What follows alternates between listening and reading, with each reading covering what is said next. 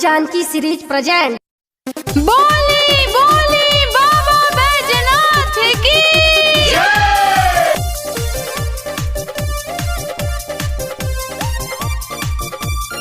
Music by Shyam Dubey.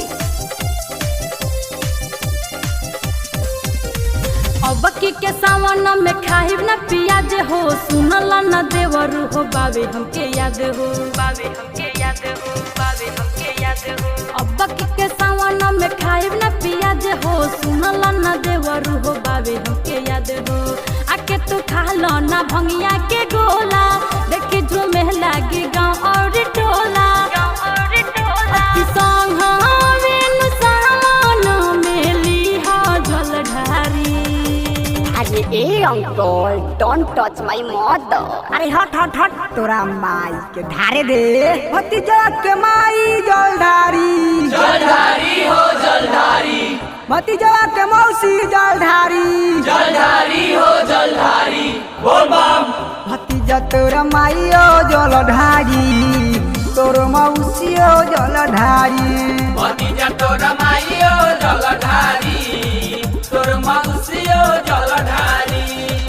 अरे कह दी है कि हर सावन जलवाली है धारी। भतीजा तोरा माई ओ जलधारी, तोर मौसी ओ जलधारी। भतीजा तोरा माई ओ जलधारी, तोर मौसी ओ जलधारी। तोहरे ऐसा आदमी के लाइन में कचार कचार के मारे ललो, तारा के काम माने लल्लू। साफा हुरदंगे मचा के रख देले बरन। तो सावन में सत्संग होला।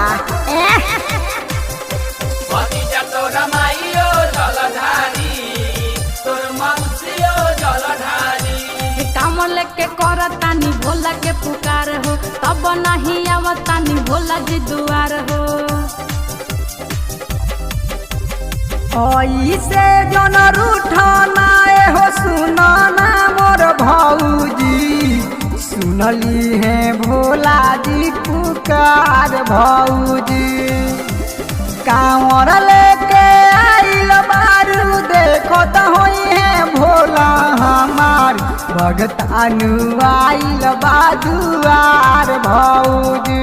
अच्छा तारा बहिनी के बेटा मोनू संगे जलधारी। कुछ कहलू है का? ए चाचा, आई ठीक नहीं के हो। बाबू तनी घर में जोता, भीतर जाइबे का? आज ये लोग के बताइए के रहे। भतीजा तोरा माई ओ जलधारी, तोर मौसी ओ जलधारी। भतीजा तोरा माई ओ जलधारी, तोर मौसी ओ जलधारी।